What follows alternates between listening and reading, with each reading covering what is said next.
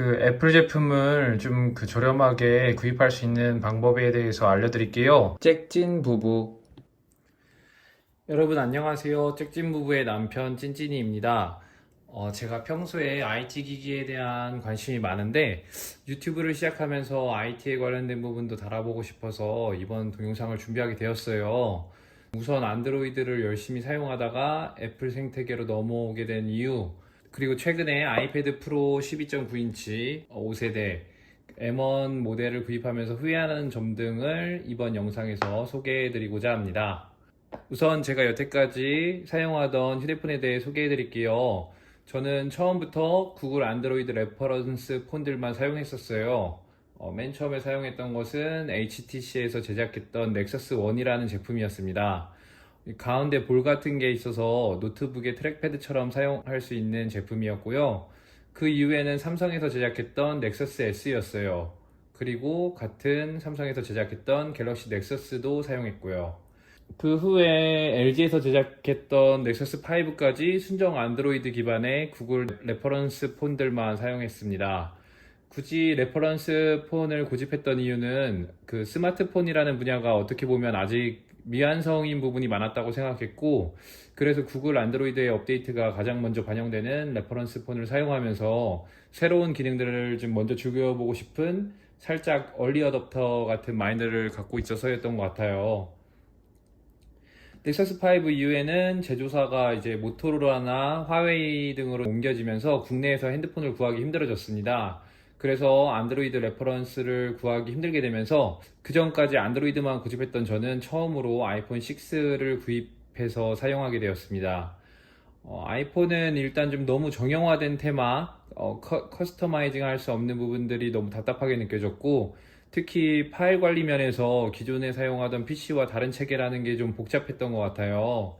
그럼에도 불구하고 그 다음 스마트폰도 아이폰 8 플러스로 바꾸게 되었는데, 이때 가장 실망했던 게 새로운 핸드폰으로 바꿨음에도 불구하고 배경화면에서부터 설치했던 앱들도 다 그대로 넘어왔고, 사실상 화면만 커졌지 새로운 핸드폰으로 바꿨다는 게 크게 실감이 안 났던 부분이었어요.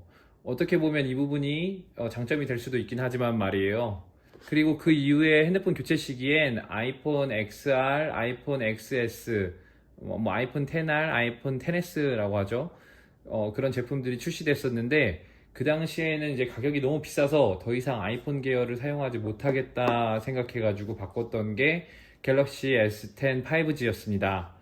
사실상 첫 삼성 스마트폰이었죠. 처음엔 아이폰이나 넥서스 시리즈처럼 순정이 아니란 게 좀 우려됐었는데, 삼성페이나 통화 중 녹음 그런 부분처럼 이제 국내 소비자들이 쉽게 이용할 수 있는 부분들이 있어서 꽤 만족하면서 사용할 수 있었습니다. 그리고 최근에는 아이폰 13 프로로 바꿔서 다시 애플 생태계로 돌아오게 됐죠. 이번에는 좀 애플 생태계를 구축하게 된 이유를 한번 좀 설명드릴게요. 제가 좀 평소에 동영상 편집에 흥미가 있었는데, 짹짹이랑 연애하면서 여행 영상 같은 것들도 만들어 보고 싶었어요. 그때까지 사용하던 컴퓨터가 2012년에 산 인텔 3세대 아이비 브릿지가 탑재된 한성 컴퓨터의 노트북이었는데, 슬슬 동영상 편집 등의 무리가 느껴지기도 했고, 그 당시 일을 하면서 스트레스를 너무 많이 받아서 저 스스로에게 주는 선물로 마침 출시되어서 너무 핫했던 맥북 에어 M1 칩이 탑재된 기본 모델을 구입하게 되었습니다. 동영상 편집에 있어서 정말 최고의 가성비 모시는 바로 맥북 에어 M1 모델이 아닐까 싶어요. 한번 구입하면 평생, 아마도 지원되는 한 계속 사용할 수 있는 파이널 컷과 이 맥북 에어는 저 같은 일반인이 동영상 편집용으로 사용하기에 최고의 조합, 최고의 머신인 것 같습니다. 이번 애플 생태계를 구축하면서 가장 먼저 구입했던 것이 바로 맥북 에어였네요. 그리고 아이폰으로 바꾸게 된 계기는 제가 사용하던 갤럭시 S10 5G가 떨어뜨리면서 액정이 파손되었었는데, 마침 짹짹이가 아이폰 13 프로를 사용하면서 너무 무거워서 쓰기 불편하다는 거예요. 그래서 새로 아이폰 13 미니를 구입해서 짹짹이가 폰을 바꾸고, 짹짹이가 사용하던 아이폰 13 프로를 제가 사용하게 되었습니다. 아이폰 13 프로는 맨 처음 접하는 순간에 그 동영상 촬영에 있어서 정말 인정할 수밖에 없었어요. 이 갤럭시 계열의 소프트웨어적인 손떨림 방지와는 좀 다르게 기계적으로 구현하는 손떨림 방지 기능이 너무 좋았고요. 최근 출시된 갤럭시 제품들도 사진 촬영에 있어서는 아이폰과 비등한 수준에 올라왔다고 할 수 있는데 이 동영상 촬영 부분에서는 아이폰이 정말 월등하다고 느껴졌었습니다. 이 애플 제품들 사용하면서 느끼는 가장 좋은 점은 바로 에어드랍이에요.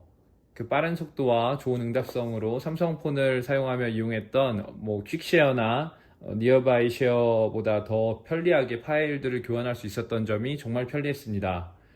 그 다음은 좀 오랜 기간 동안 기기에 대한 지원을 해준다는 점이죠. 갤럭시 제품군은 플래그십 모델에 한해 그리고 2, 3년 후면은 지원도 좀 미비해지고 살짝 버려진다는 느낌이 있었던 것 같은데 아이폰은 6S에 대한 최신 업데이트가 아직까지 지원되는 등 좀 버려지지 않을 거라는 기대감이 있었습니다. 물론 단점은 기기 변경 시 새 폰으로 바꾼 것 같지 않은 느낌이 든다는 점이지만요. 아이폰과 맥북을 사용하면서 아이패드까지 쓰게 되면 그 호환성이나 활용도가 무척 좋아질 거라고 좀 기대하게 되었어요. 그리고 갤럭시 탭은 사용했었지만 아이패드는 한 번도 사용한 적이 없어서 기대감도 있었고요. 마침 최근 생일과 결혼기념일이 다가오게 되면서 중고로 아이패드 12.9인치 5세대 모델을 구입하게 되었습니다. 이 아이패드 12.9인치 5세대 M1 모델을 고집했던 건 기존에 사용하고 있던 아이폰보다 그 성능이 낮은 아이패드를 구입하고 싶지 않았어요. 벤치마크라든가 유튜브 영상들을 찾아보면서 이제 아이폰 13 프로보다 높은 성능을 가진 모델은 M1 칩 탑재된 이 모델밖에 없겠다는 확신이 있었고요. 그리고 아이패드를 중고로 구입하였는데 아이패드 프로 12.9인치 5세대 셀룰러 256기가 모델이고요. 거기다 이제 애플 펜슬, 그 다음에 이 케이스에다가 또 여기 없지만 블루투스 키보드, 그 다음에 또 이제 여분의 필름, 거기다가 2023년 12월 25일까지 애플 케어 플러스 지원까지 되거든요. 그래서 이 모델을 제가 150만 원을 주고 구입을 했습니다. 이제 상대적으로 가성비가 너무 좋아서 이제 새 제품으로는 도저히 이렇게 살 수가 없기 때문에 그냥 바로 질러버릴 수밖에 없었죠. 이 아이패드 프로 12.9인치 5세대 M1 모델에 이제 M1 칩이 탑재되긴 했는데 성능을 100% 활용할 앱이 좀 없어서 활용도는 좀 낮은 것 같아요. 공부하는 학생이나 아이패드를 활용할 직업이 아니라서 지금 제가 매일 활용할 일도 많이 없고요. 동영상 편집은 맥북과 파이널 컷의 조합이 생산성이나 작업 능률이 월등히 높아서 굳이 아이패드를 가지고 작업하는 게 더 번거롭다고 느껴지더라고요. 이제 다들 아이패드로 그림을 많이 그린다고는 하는데 직업이 그림을 그리는 분이 아니라면 활용도는 좀 낮습니다. 사실상 동영상 콘텐츠 소비가 주가 되는데 그러려고 아이패드 프로 12.5 세대를 구입하기는 좀 아까운 부분이 있어요. 거기다 12.9인치라는 커다란 크기가 좀 휴대하기 불편하기도 하고 그렇기 때문에 집에서 사용하는 일이 더 많은데 이게 그래서 꼭 셀룰러 모델을 구입할 필요가 없겠더라고요. 아이폰이나 아이패드를 함께 사용하면은 핫스팟과 같은 연결도 좀 유기적으로 편리하게 사용할 수 있기 때문이에요. 그래서 좀 공부나 그림, 사진, 동영상 등 전문적 사용이 아니라면 아이패드 프로 12.9인치 모델은 좀 과한 선택이 아니었나 싶습니다. 그럼에도 불구하고 이제 최근 유튜브 채널을 운영하게 되면서 유튜브 로고 등 제작에 아이패드를 활용하게 되었는데 이런 새로운 앱과 시스템을 활용하는 게 계속 시행착오 중이긴 하지만 꽤 만족스러웠습니다. 앞으로 아이패드 및 애플 제품 그리고 그 외 IT 관련 분야에 대한 활용 팁이나 시행착오 등도 계속 업로드 예정이니 앞으로도 좀 잘 부탁드립니다. 그럼 이번 영상도 끝까지 봐주셔서 감사하고요. 다음에 더 좋은 영상으로 뵐게요.